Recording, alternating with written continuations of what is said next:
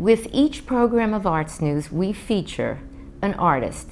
And this time, our Westchester artist is Bruce Odland, and he is a composer who calls himself a sound artist.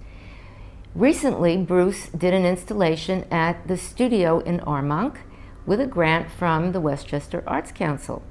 He calls his installation Hearing Space. So, let's listen to Bruce Odland's piece about hearing space. Well, the studio started in 1998. It is about contemporary art.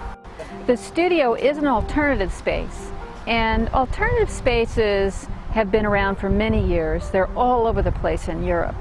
We wanted to be about that, an alternative to a museum or a commercial gallery that artists could congregate in, and also that we could show more cutting-edge art without the restrictions. Installations are important to artists. It gives them, and solos, it gives them a whole experience so that the public, when they come in, they see a whole side of and a whole body of the artist's work.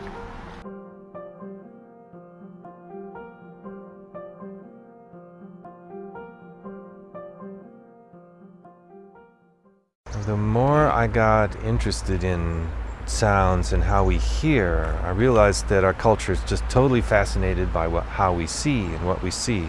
Like 70% of the communication happens through visuals. So what's going on with the ears? What's happening with the ears? How do they work? What do they really do? How did we evolve to hear space? What are our capabilities? It's all buried in a wall of noise, so we don't really have the chance to explore it.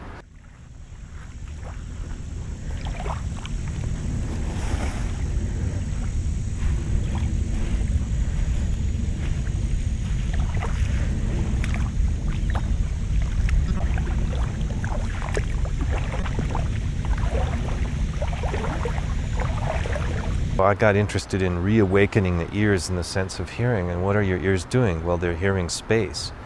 24/7, constantly, they're hearing 4 dimensions around you, hearing space and time, and they're orienting you in the place in that.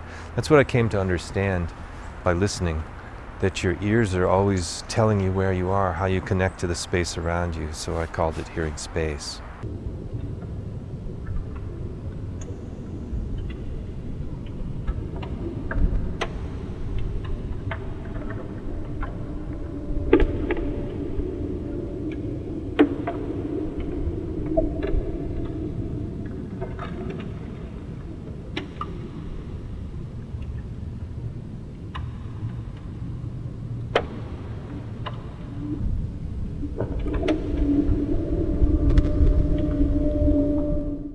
I would just take a walk with a little camera, a little recorder, a harpsichord wire in case I wanted to make a harp for the stream or for the wind or for the snow, and just a little tuning peg.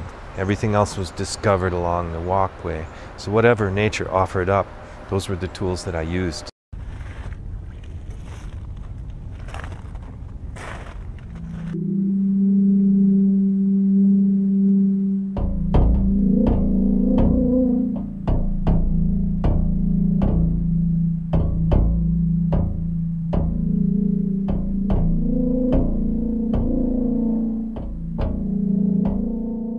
I was trying to stay in tune with the world around me and use this sense of listening not to push human timing on nature, go, now, but to try and receive what nature messages were there for me to hear, like a shaman with a tape recorder, basically.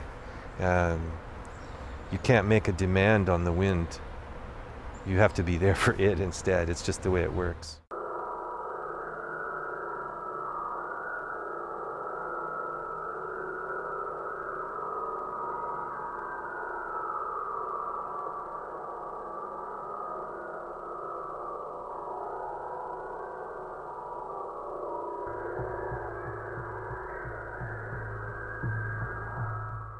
If we also listen, we realize there's a certain pain in everybody trying to get somewhere else than they are.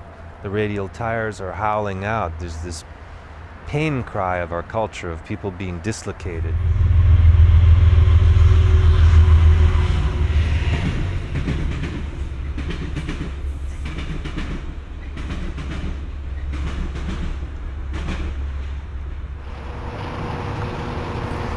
result is a resounding wail of gray.